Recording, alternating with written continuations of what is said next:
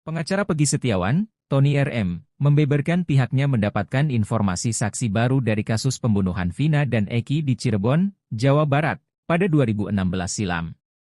Menurut Tony, saksi baru ini belum pernah muncul sama sekali di hadapan publik.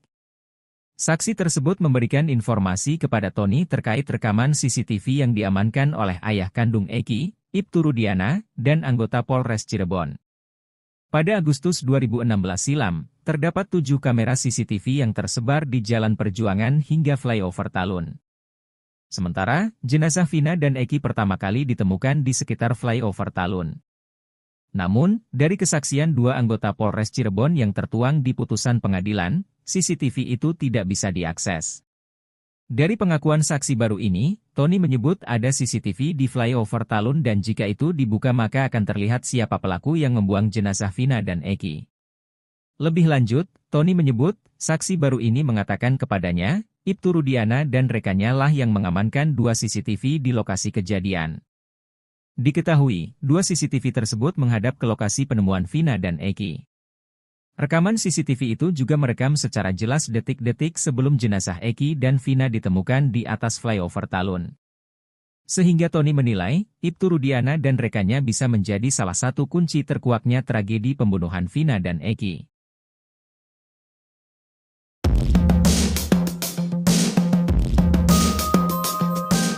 Mantan Kabareskrim Komjen, Purnawirawan, Susno Duaji membeberkan kesaksian janggal Suroto di kasus Vina Cirebon. Suroto yang awalnya mengaku sebagai orang pertama yang menemukan jasad Vina dan Eki ternyata memberikan kesaksian bohong. Bahkan soal helm dan rok yang dipakai Vina, diduga berbeda dengan faktanya. Suroto mengatakan menemukan di sini, TKP dekat flyover, tapi Suroto kan sebagian berbohong keterangannya, kata Susno Duaji. Kebohongan yang disampaikan oleh Suroto itu terkait kedatangannya ke TKP flyover Talun. Suroto mengatakan dia ke sini karena menemukan waktu patroli, nyatanya Suroto datang ke sini dari kantor polisi bersama-sama polisi, bohong dia kan, jelas Susno Duaji lagi. Menurutnya, kesaksian tukang ojek yang mengaku melihat Eki dipukul 2 orang itu lebih masuk akal. Kemudian ada lagi saksi menemukan tukang ojek, itu lebih meyakinkan juga. Ada lagi yang menemukan ini langsung lapor polisi lalu polisi dan Suroto datang, itu lebih meyakinkan lagi, jelas dia. Padahal kata Susno Duaji, dirinya awalnya percaya dengan kesaksian Suroto itu. Dulu saya puji-puji bagus, ternyata bohong juga Suroto. Dia bilang, sayalah yang pertama menemukan, ternyata enggak, katanya.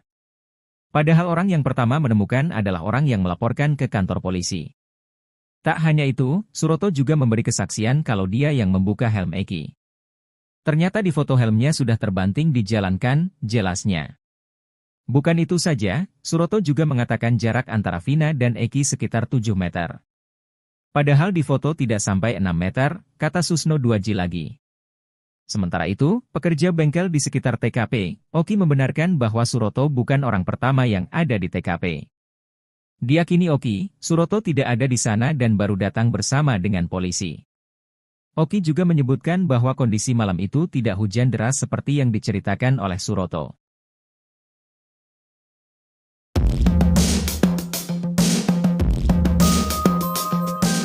Kuasa hukum terpidana kasus Vina Cirebon, Oto Hasibuan menyemprot penasihat ahli Kapolri Irjen, Purnawirawan, Arianto Sutadi karena membela Polda Jabar.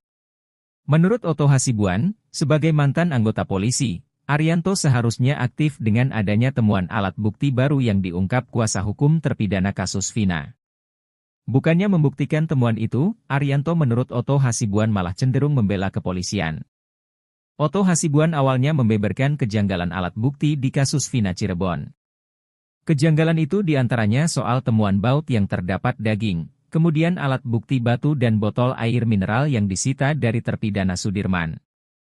Menurut Arianto Sutadi, kejanggalan itu ada karena kuasa hukum melakukan analisis berdasarkan asumsi sendiri. Padahal menurut dia, dengan temuan baut itu tidak serta-merta menyimpulkan bahwa kejadian itu merupakan kecelakaan. Kemudian soal penyitaan batu dari terpidana Sudirman, menurut dia, alat bukti itu didapatkan dari suatu tempat, bukan dari kantong Sudirman. Namun hal itu, kata dia, ditafsirkan bahwa Sudirman mengambil lagi batu yang ia pakai untuk melempar para korban. Kemudian soal luka tusuk, yang tidak meninggalkan bekas di kaos. Menurut Arianto hal itu karena saat ditusuk para korban bajunya dibuka.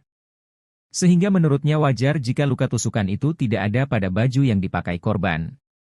Bahkan ia mengatakan kalau kuasa hukum cenderung menyalahkan penyidik saat itu. Menanggapi hal itu, Otto Hasibuan membantah melakukan penafsiran sendiri. Kemudian yang jadi pertanyaan Otto Hasibuan, bagaimana caranya alat bukti itu ada di Sudirman?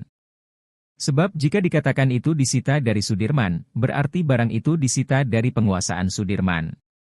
Menurut Otto Hasibuan, kejanggalan ini harus dibuktikan dan polisi tidak boleh berhenti di temuan itu saja. Justru dengan pembelaan yang dilakukan oleh Arianto, kata Otto Hasibuan, maka akan membuat citra polisi semakin buruk.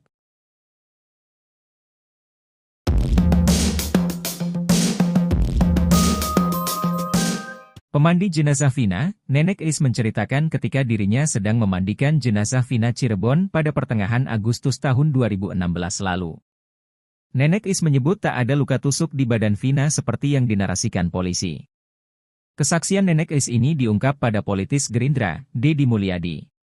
Padahal pada sidang pra-peradilan Pegi Setiawan, disebutkan bahwa Vina mengalami luka akibat benda tajam.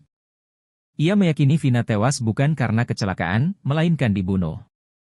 Ibu percaya Vina itu dibunuh atau kecelakaan? Tanya Deddy Mulyadi. Dibunuh, tapi enggak pakai dipisau-pisau, ditusuk pisau, jawab Nenek Is. Ia juga mengungkap ketika memandikan jasad Vina ada darah yang keluar dari kepala. Di kepala bagian belakang, disebutnya terus mengeluarkan darah, seperti balon yang diisi air tapi bocor.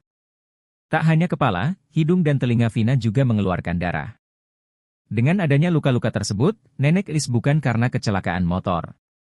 Kayaknya dipukul atau gimana, luka dalam pak, kata Nenek Is. Deddy Mulyadi pun menjelaskan pada Nenek Is, bahwa di hasil penyelidikan Vina ditusuk-tusuk menggunakan samurai. Sebagai pemandi jenazah yang melihat kondisi badan Vina langsung, Nenek Is lantas membantahnya. Ia bahkan menyebut polisi bohong karena tak ada satupun luka tusukan bahkan sayatan di tubuh Vina.